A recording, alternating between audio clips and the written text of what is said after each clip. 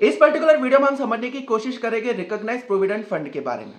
अब बेसिकली जैसा आपने देखा था कि statutory provident fund statutory employ that is government employ के लिए बनाया जाता था और उसे मेंटेन भी गवर्नमेंट करती थी। Recognised provident fund private sector employ के लिए बनाया जाता है और इसे मेंटेन भी कोई प्राइवेट सेक्टर वाला ही करता है। इंपॉर्टेंट यह है कि इसको अप्रूव किया जाता है कमिश्नर ऑफ इनकम टैक्स द्वारा।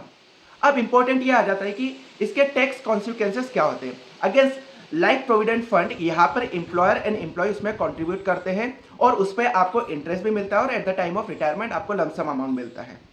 अब जो एम्प्लॉयर का कंट्रीब्यूशन है वो 12% से ज़्यादा होता है, तो जो एक्सेस अमाउंट रहता है वो एम्प्लॉय के हाथ पे टैक्सेबल हो जाता है। अभी 12% क्या है? 12% ऑफ सैलरी। अगेन ये सैलरी कैलकुलेट करते समय आपको तीन चीज लेने हैं, जो कि आपका बेसिक सैलरी, उसमें आपको ऐड करना है डीए यदि वो रिटायरमेंट बेनिफिट का पार्ट बनता है, और टर्नओवर बेस्ड आपको जो कमीशन मिला है वो तीनों को ऐड करके उसका 12% लेना है। यदि जो एम्प्लॉयर कंट्रीब्यूशन इस 12% से ऊपर कर रहा है तो वो जो एक्स्ट्रा अमाउंट है वो टैक्सेबल हो जाएगा एम्प्लॉय के हाथ में। अब इसमें उतना ही अमाउंट एम्प्लॉय भी कंट्रीब्यूट करता है, तो एम्प्लॉय के कंट्रीब्यूशन को आपको इग्नोर करना है, सिर्फ उसका आपको डिडक्शन लेना है सेक्शन 80C में।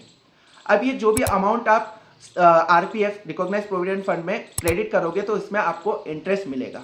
अब यदि इंटरेस्ट आपको 9.5% पर एनम से ज़्यादा का मिल रहा है तो जो एक्सेस इंटरेस्ट मिल रहा है वो भी टैक्सेबल हो जाएगा in the hand of employ.